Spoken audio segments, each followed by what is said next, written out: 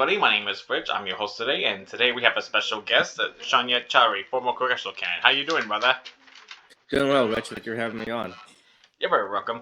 All right. So first things first. Your thoughts on the Biden presidency so far? Oh man, I feel it's been it's disheartening just because he promised us so many things, and I'm not surprised. I think so many people are surprised, but I'm not personally surprised that he hasn't lived up to his words. Right, promising to $2,000 check and now to $1,400 check. He hasn't even spoken about Medicare for all for public option. That's something he was working on during his campaign, was that he supported a Medicare for all, the public option. He hasn't even talking about that since taking office. And then with what's going on in Syria, we have so many problems over here. We can't eliminate student debt. We can't get COVID relief, but we're able to drop bombs on his own premise just because he's the president. It's ridiculous. Couldn't agree more, man. Not to mention the Senate parliamentarian took out the $15 minimum wage on the COVID relief bill, and Harris hasn't been doing anything as of yet. Yeah, it's ridiculous. They have every power because Kamala Harris, she's the deciding vote when it comes to that. She could make a difference there, but they just choosing not to. Yeah, it's very ridiculous. Speaking of Hmm. Democrats, so recently Governor Cuomo got exposed for lying about the nursing home death rate, as well as him getting like more sexual accusers speaking up more actually, and now it looks like even people that are close to him, like Latia James, is now pretty much turned on him recently, actually. And there's been a lot of calls to make Governor Cuomo resign, actually, and it looks like they're going to strip his emergency powers away. So, your thoughts on the impeachment process of Cuomo so far? Yeah, I mean, I'm not sure how it works in New York State when it comes to impeaching a governor. I don't think that Democratic lawmakers, because they do have the majority in both the House and the Senate, I'm not sure if they're willing or have the power, the courage to really step up to Cuomo and go for impeachment. But I do think he should resign. It's scary to hear these allegations because it's just not from one person. It came from multiple women. And on top of that, the nursing home allegations, it's absurd because so many people have lost their parents, their loved ones, because of the negligence of the government and because of Governor Cuomo. So he's he's had such a big ego, as you can see, and now it's like karma's pretty much coming back at him, and well deserved. So I do think he should resign, but if there isn't enough pressure for him to resign, I do think that there should be a legitimate primary challenger.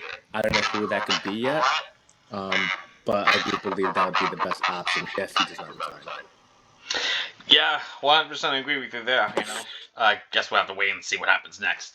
All right, so I know that you have already endorsed Diane Morales for mayor as your first choice, actually, Yeah. and I'm aware New York City has ranked choice voting, actually, which just means like you could actually vote for more than Yeah. one person if you wanted to, especially with the mayor and then city council races and whatnot. So my question to you is, what are your second and third choices regarding the mayor race in New York City so far? Yeah.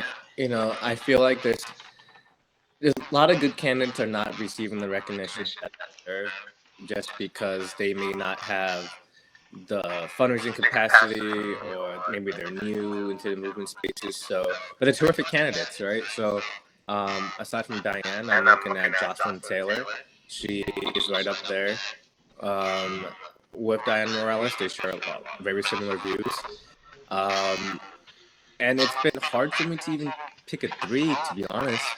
I just feel like a lot of these other candidates are really scared to really speak up about issues, right? Like talking about defunding the police or having Medicare for all, I think, or even criticizing Governor Cuomo.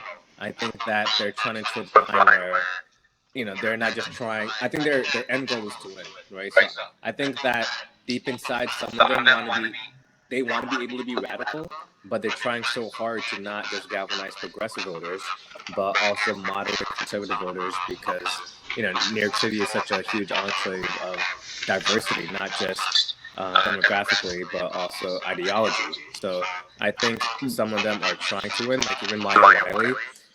I think for someone like her, she could possibly make a terrific mayor, but I think she needs to, have a strong stance on one side or the other.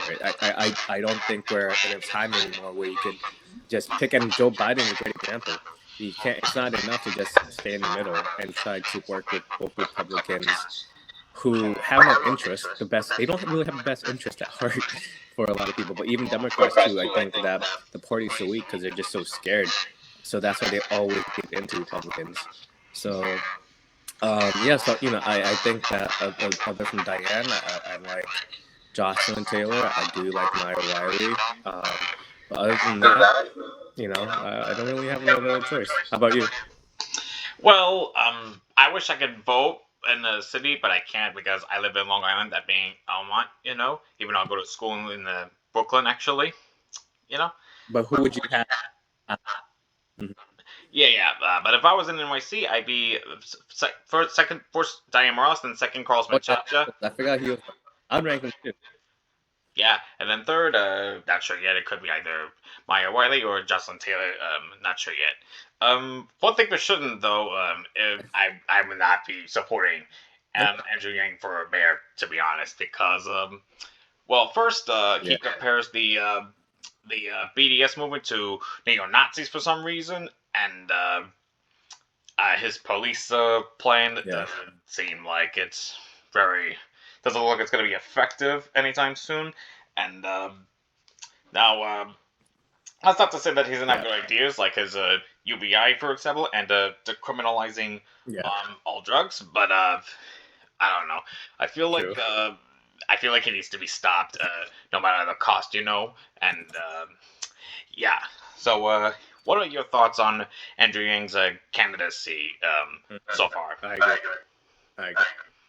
Especially when it comes to housing, I think that's my biggest concern. Like we have such a housing crisis here, and I'm afraid that he's kind of mayor that would go with the real estate developers and side with them, and we would already have a affordable housing crisis. So we don't need that to be exasperated in a time like this in COVID.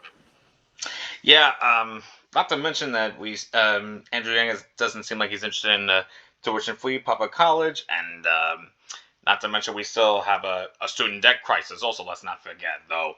I'm not sure if that could be like done in the city or it could also be like done like statewide as well Yeah. as nationwide. And yeah, Yeah. Fortunately, we don't necessarily need the power of the mayor for that. We could have the New York State legislators do that. So, and I think that eventually with legalizing cannabis is a new issue because New Jersey just did it. So it's probably going to happen here in New York. And I think that as more progressive changes happen in the surrounding areas of New York, it will start touching New York. So I think that we'll get there eventually, gotcha. regardless. All right. Speaking of which, my friend Steve Martinez wrote an article not too long ago regarding the budget participatory actually and how it should be like, here in New York. First, have you read that? I did that. Yeah, I read that. Was pretty good. I read that was pretty good. Yeah, yeah, very agree. All right, so now let's get into your campaign actually. So I helped volunteer for your campaign actually, and besides Gregory Meeks, got caught cheating in the primary last year. What do you think went wrong with your with what happened in the primary last year? It's not really what went wrong. I think that our team did everything that they could. Like everyone worked hard from staff and volunteers. Like we had so many volunteers. I never thought we were able to create such a big base, and we did. We ended up creating such a huge base, and I think that that says a lot about the future of District 5. But also just young people up and coming who are ready to take on leadership roles. We've, there's so much to be proud of. So, it was such a challenge. The only challenge I would say was just COVID. COVID had such a huge role. because we weren't able to canvass. It was difficult to have face-to-face interaction with voters, and when voters don't know who you are, if they've never seen you in person, more likely than not, they're not going to vote for you. So we had that challenge, and you know, also Meeks, he took millions of dollars from Wall Street, right? So he he took millions, like he spent $1 million, and all of that is from Wall Street just to beat us, while we raised grassroots money to challenge him, and we did that by giving him the biggest challenge that he's ever had in 20 years. We got close to 30% of the vote. So I think we raised about $200,000, and no one has ever given a challenge the way we did, and that's for a district where no one thought was possible. It was a moderate district. County is very strong here, but we did it from a very far left plank, like no other candidate has done before, and we gave him a run for his money. So I think we're moving in the right direction. Yeah, that makes sense, and we also need to support more far left candidates, and don't forget that Meeks is a Bloomberg Democrat, and Bloomberg was the one that Yeah. enforced the stop and frisk, actually, you know, and I'm aware that in the past you were a victim of stop and frisk, actually. So you want to share a little bit of your story regarding stop and frisk? Yeah, I've had multiple experiences with the police when I was younger, especially when I was a teenager. I was always out late night with my friends, or I would just be, just doing nothing, and just because it was late, and our neighborhoods obviously are impoverished, and so with poverty comes like a lot of crimes, just because people are just trying to survive. So we've had a lot of burglaries in the community, and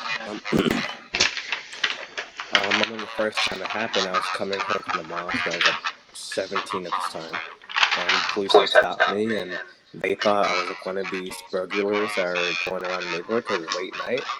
And I'm like, I'm just trying to go home. I'm like a block away from my home, and they held me. Well, it felt like for 30 minutes. Taking out my wallet, just pretty much scaring me because I'm a little kid. And that was probably the first and worst experience I've had with the police. Like I didn't know what was going to happen to me that night, and I've had a few more interactions over time, but fortunately it hasn't been as bad recently.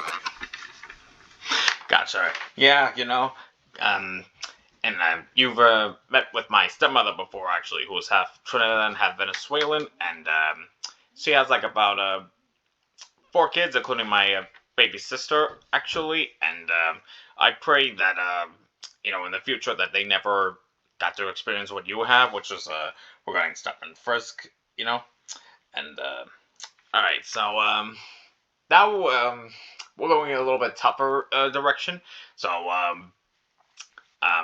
my family has left from the Castro regime, actually, a authoritarian dictatorship, and when it comes to like socialism, most of my family unfortunately like see it as an authoritative system because of what they've experienced in Cuba, actually, and I've asked this type of a question before, actually, in the past, especially people like AOC and etc. So now I'm gonna ask you the exact same question that I have asked AOC 2.5 years ago when I first met her. Actually, what's the difference between the democratic socialism you've been preaching versus the socialism that was actually practiced in Cuba? I think that whether it's capitalism or socialism, there can always be a time when an authoritarian takes over, you know, and that's the problem with these systems, is that it's not democratically united for the people. So when you have one person in charge, they make all the decisions for the people, which could be harmful, right? So I don't believe in unilateral position where only one person gets to rule because it doesn't democratically involve the people in the process. So the difference between what happened in Cuba and mind you, you know, let's not forget the fact that in a lot of these countries, their healthcare, education, like a lot of it has improved, right? A lot of it has definitely improved. Um, However, we've also seen the tragedies it could cause when there is a diverse pool of political ideology. So, and I think that's what's so great about democratic socialism is that it's, we're all on the left, but we're very diverse on thinking on the left, right? Some are more radical than the others. Others are trying to be more practical, and I think that we all have a lot to learn from one another. So, which is great. So, I think we need that in America here. So, it's something that could work, and I think that it's time for people just to embrace it. So, I think that's the difference, right? Where it's not really about just one person being in power. So everyone's so focused on that, on just the one person, one bad person, and then all of a sudden socialism is bad. No, socialism is great. It's what helps people, but it's really about how it's applied into the system. So that's what's so great about why I joined DSA is because everything is so democratically done, and I think if we try to apply that on a broader scale in terms of the U.S. government and ensuring that everyone does have health, ensuring that people can go to college for free, ensuring that we have healthcare for all, like it's just basic stuff that we're asking for, so that's a huge difference. Yeah. Um, Speaking of DSA, I've been a member since a year now, actually, because I did a when I first approached the DSA, I helped canvas with them for Bernie 2020, actually, and I've heard about DSA like before, but I've never like been a member until like a year ago because I didn't know there was like a chapter nearby me, actually, and my cousin, who was the last to leave Cuba, actually voted for AOC in 2018 because she felt that her and Bernie both represent what she wanted, which was the person that cares about human rights and democracy. And last year, in the Florida primary, the majority of Cuban American Dem voters actually voted for Bernie. I can post that link in the description when this is all done, And all right, so now let's get on to what's going to happen in the future, and I'm hoping there's no like red wave, and rather a progressive tsunami rather than a red wave. So my question now to you would be that. So, do you think we should just continue what we've been doing for the past few years, which is trying like to reform the Democratic Party, or do you think we should just completely dem exit completely, or should we do something else? Yeah. Crazy thing is that before I became a Democrat, only how many years ago has it been? Wow, it's only been 2 years already. Before I became a Democrat, sorry, 3 years. I've only been a Democrat for 3 years. Before that, I was an independent because I do believe that we do need a third party that's viable, right? And I had to make the switch because I was helping out AOC at the time, so I needed to switch to being a Democrat in order to petition for her, and then also just getting more involved within my own local district. Like we live in New York State, where 85% of the people are Democrats. So you really don't have much of an option when you live in districts where they're heavily blue.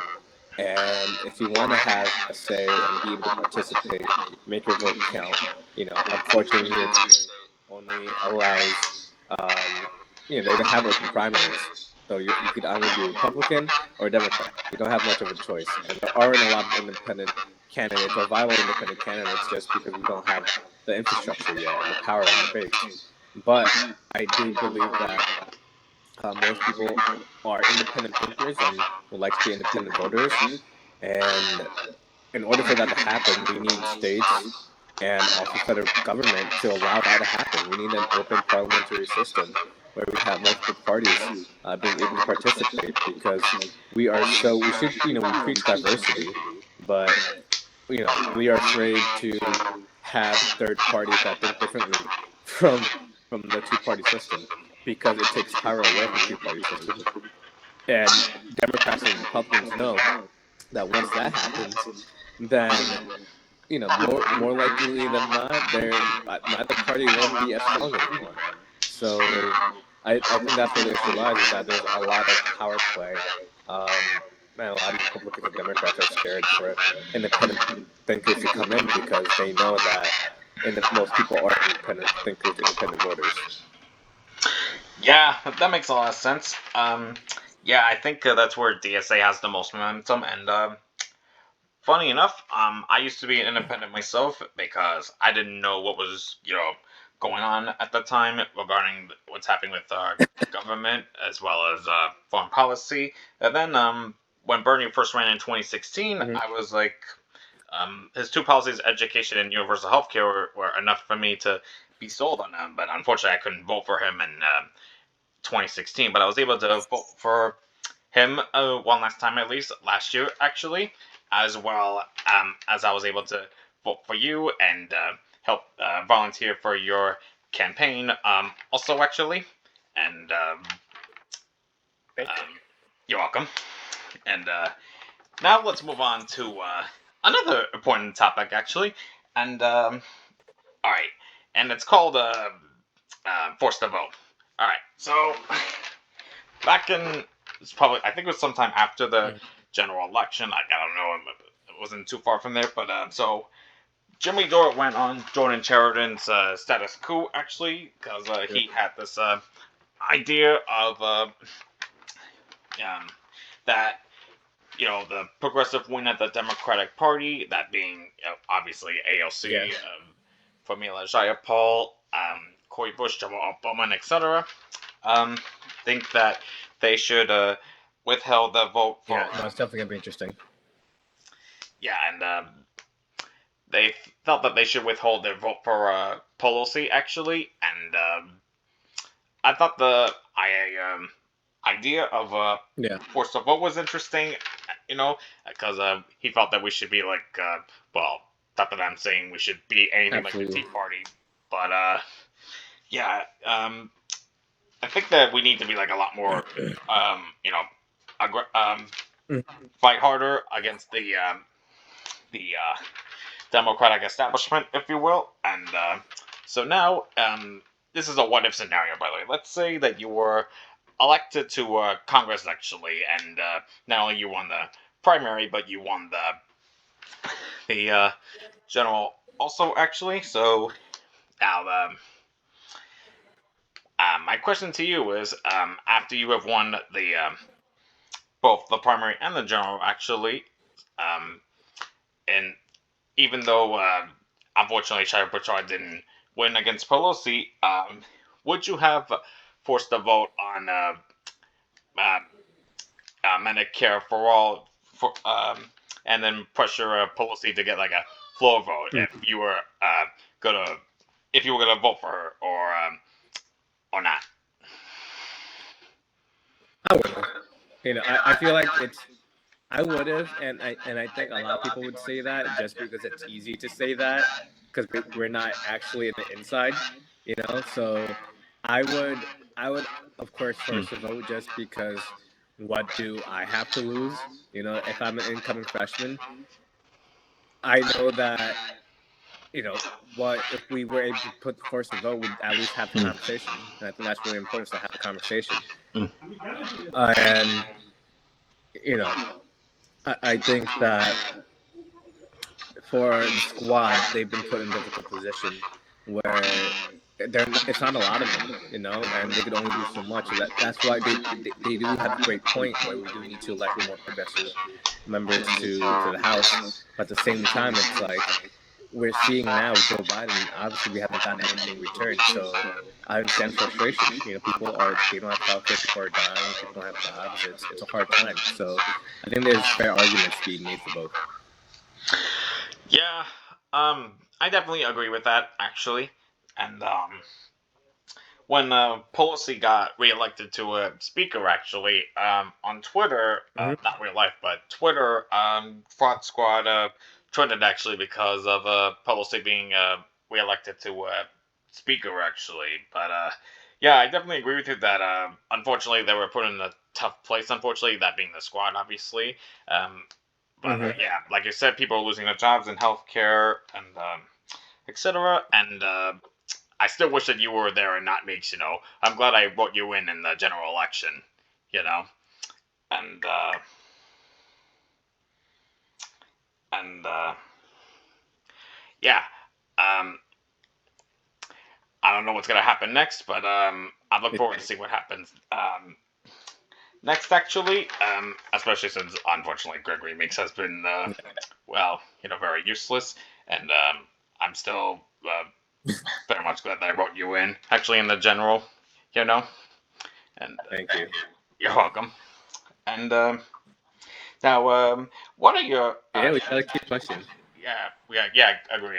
We have to keep pushing, especially since DSA candidates in NYC are now running also, like Mamid Ahmed. Fingers crossed that she wins, you know. So now let's move on to Bernie Sanders, actually. What do you think of him as a budget chairman so far? Yeah, I do. Hmm. He has a really important role here, so I think that he's going to utilize it to the best visibility. Um, so I think it's great just because he has such a huge responsibility in making having the final say in a lot of these votes, deciding where a lot of this money can go to. So it's such a huge role. Oh yeah, I definitely agree.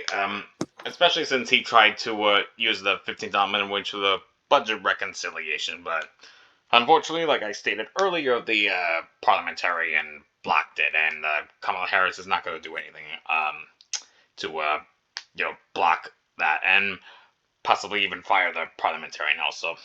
Yeah. But anyway, now let's move on to the governor. Now, obviously, we already know what's happening with Governor Cuomo, and Yeah, hopefully, his emergency powers will be like stripped away at some point. I think it's gonna get passed in the state senate, but fingers crossed. And so I volunteered for Cynthia Nixon last time, actually in 2018, and as of now, I don't see anyone else other than her to replace Governor Cuomo as a governor. But besides her, who do you think should run for governor for the state of New York? I like Jumaane Williams. I think he could put up a good challenge. Like he didn't lose the lieutenant governor race by a huge margin. It was pretty close. So I do think that he has a shot um, at challenging him. So I don't know where his head is at, but uh, you know, I think that he would be the best candidate to take on Cuomo.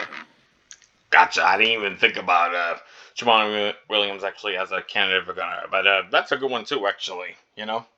All right.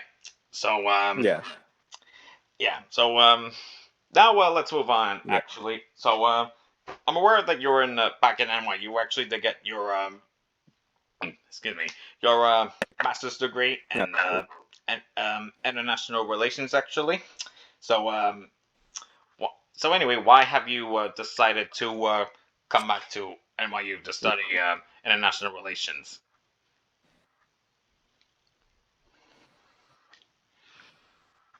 And let's not. Oh, I almost forgot. Before you answer that, so obviously we already know that Joe Biden has bombed Syria, like you stated earlier, actually. So yeah, I'm not liking his foreign policy so far, Yeah. and I agree that that we have to study more on you know what's happening with our foreign Yeah, it's policy. gonna be some huge changes. Yeah, and yeah, we definitely like need to Yeah. spread consciousness Hmm. regarding the anti-war movement and the list goes on and on. So Yeah. why have you decided to come back to NYU to get a master's degree anyway? Yeah. I mean, I've always just loved to learn, and even though I put myself into debt, I just feel like it's worth it right now, just because we need more young thinkers, progressive thinkers, getting these positions to make a difference. So I felt like getting my master's degree now was such a good time and something I've wanted to do for a while. And the international relations is such, I think it's the most underappreciated but most important um, role that is out there for any young student to be involved in, because I do believe at the end of the day that international relations is it it has it develops relationships, but also it's what makes the world and economies and relations work. Like that is the central role um, of how government, like it is the most important thing that helps government keep power. It's these are the things that really drive the country and creates their identity, right? So when we talk about superpowers like China or the U.S., they all base, and Russia, countries like these, they base their power on their relations with other nations. They base their power on the economy, and people are always they're competing with one another, right? And then there's international law when we talk about globalization, when we look at colonial immigration, refugee rights, when we look at wars. All these impact a country's state, like the current state. It impacts their identity. So international relations is so important to understand, because when we have a grasp of how these mechanics work, how these governments operate, because it's just not internally that impacts us. It's what how they handle things outside of the U.S. soil that impacts us. And people need, I feel like that's what people need to understand in order for us to get to where we need to be, which is a more democratic state. Is that we need to understand the U.S.'s role, um, internationally, because that's what determines how strong the welfare of the people is. Oh yeah, I definitely agree. Um, there's a guy I used to watch. His name's Michael Brooks, actually, and as you already know, unfortunately, he passed away due to some sort of unknown sickness. Actually, that unfortunately we're never gonna know how that caused, actually. And I thought he was the best part of majority report. So oh well, it is what it is, and Yeah. yeah, we uh, we definitely need to not only get like working class people, but also middle class people to like help endorse progressive candidates as well. Sometime in the future, especially since a lot of these Yeah. guys on like Biden already, as we said earlier, and Andrew Cuomo do Absolutely. not, yeah, they don't represent us, So now, now let's get on to another important topic, and that would actually be endorsements. So I already asked this question last time through Melanie Dorigo, actually, but what are some of your favorite endorsements for your campaign? Man, there's so many. um, I obviously BNC was the first group to come out endorse. Nassau DSA was huge. Nassau DSA is pretty cool because no one really thought about leftist progressives being out on Long Island. There's that stereotype, but that's not the case. I think we're seeing a growing population in that. Um, there's Long Island activists. They came out. There, a couple labor groups that came out and supported us. Um, yeah, so I think the biggest endorsements, aside from that, have just been the volunteer base. People from all, which was terrific. Um, so there's a lot of faith in the movement going forward. So, I'm proud about that. That's all right, and yeah, I definitely agree. That endorsements are like you said with DSA, actually, which is also very important, as well as uh, BNC, that being brand new Congress, actually. Uh, and yeah, very interesting. All right, so now I know we've gotten like several candidates that have won the House, actually, that being Cory Bush and then Jamal Bowman, actually. I don't know who I um rank higher, to be honest, because I feel like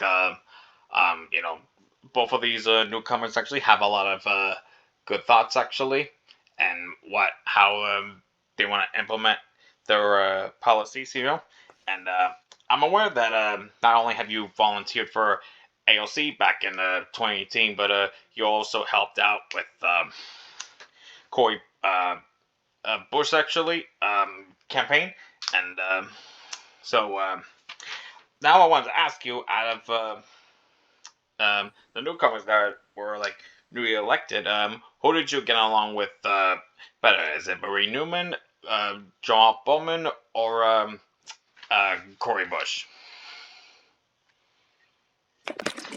I think they're all different. I think they're all unique in their own ways, but um, I am most closer. I'm more closer to Cory Bush just because I've been inspired by her story and I've gotten to know her in the DNC.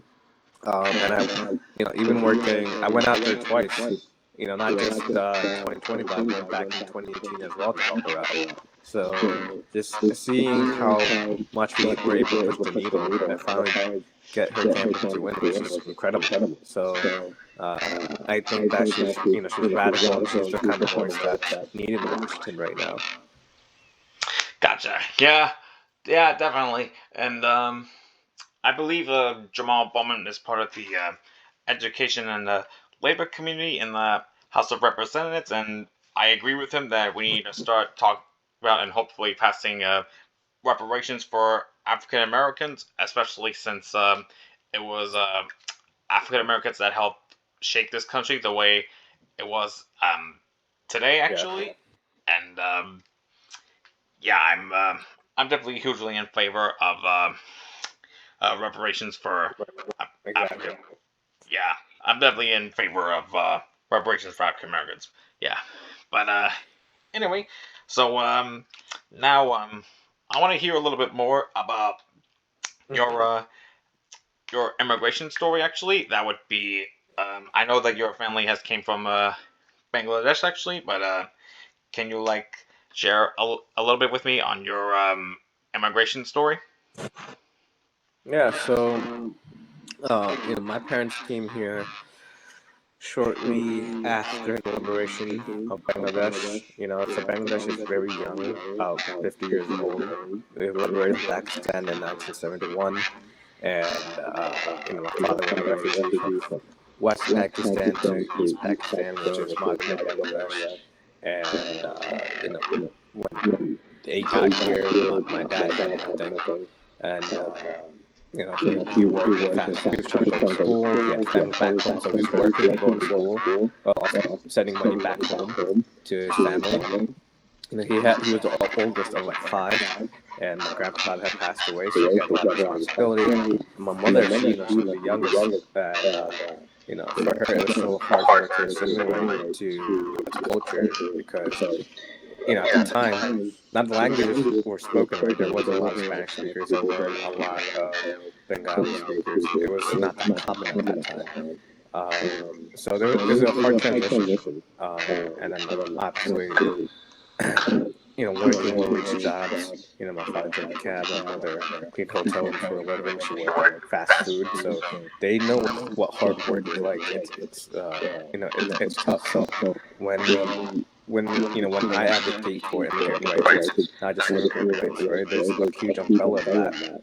Fighting for a $15 minimum wage, like because of the cost, like the rise of inflation, we should be fighting for more. To be honest, like I think the minimum wage should be, in my opinion, it should be at $30. Just because of inflation. Um, so when we look at that, when we look at labor rights, when we look at housing rights, all that fits together with immigration, which has been such a huge pool of U.S. society today.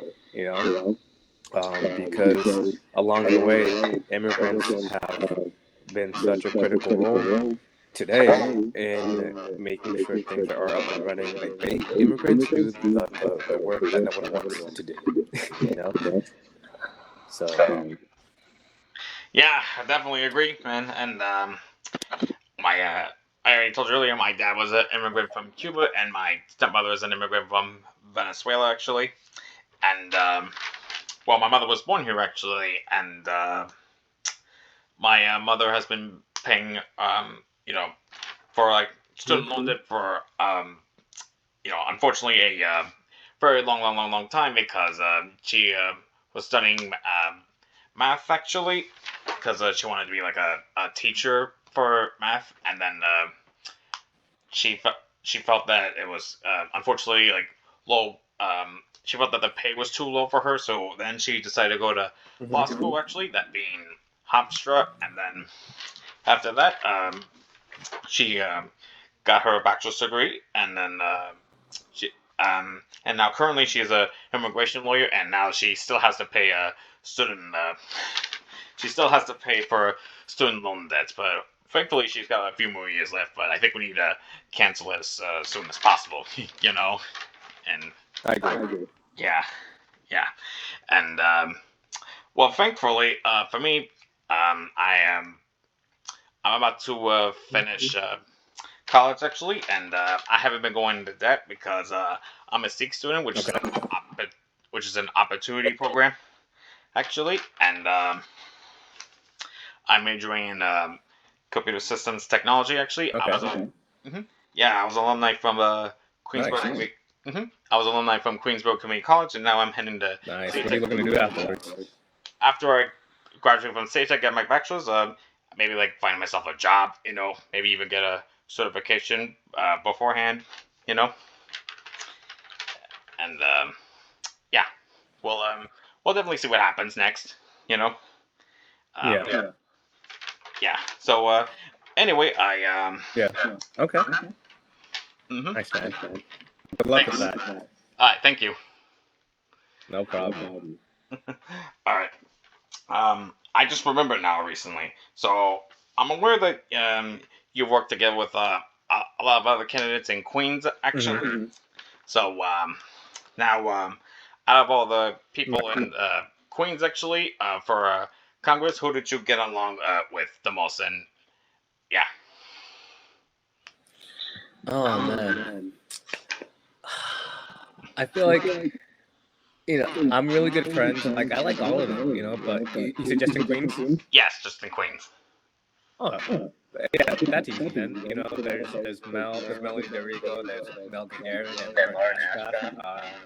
We we're all like best friends with one another. We're always like texting each other every day, so it's been pretty cool. Everyone is we're just so unique in our own way, and it's just cool that we're able to share a bond with our experiences. So yeah, we're pretty cool people. Nice, nice, nice. Very awesome. And I've known Melanie Dorigo in the past also. I also had her on my show back in the summer, actually, last year. All right, so thank you so much for coming today, actually. Where can people find you? And Yeah,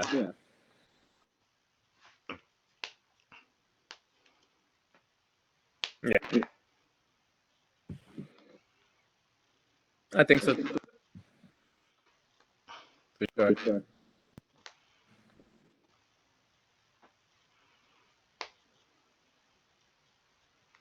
Yeah, you can follow me on Twitter, obviously, at Shaniyat2020, and I'm keeping Shaniyat2020 just because of the historical symbol that it started here. But you can also follow me on Instagram at Shaniyat.chy. And yeah, so stay tuned. We got a lot of good things coming up. awesome. Can't wait for that. And for me, you can find me on Facebook at Rich Guerra, as well as Instagram, RichGuerra96. And yeah, like I said earlier, thank you for coming. And yeah, let's keep pushing. And whatever you do, please don't die on me. All right. We could use more people like you, especially on the left. All right, we'll do. All right, take care.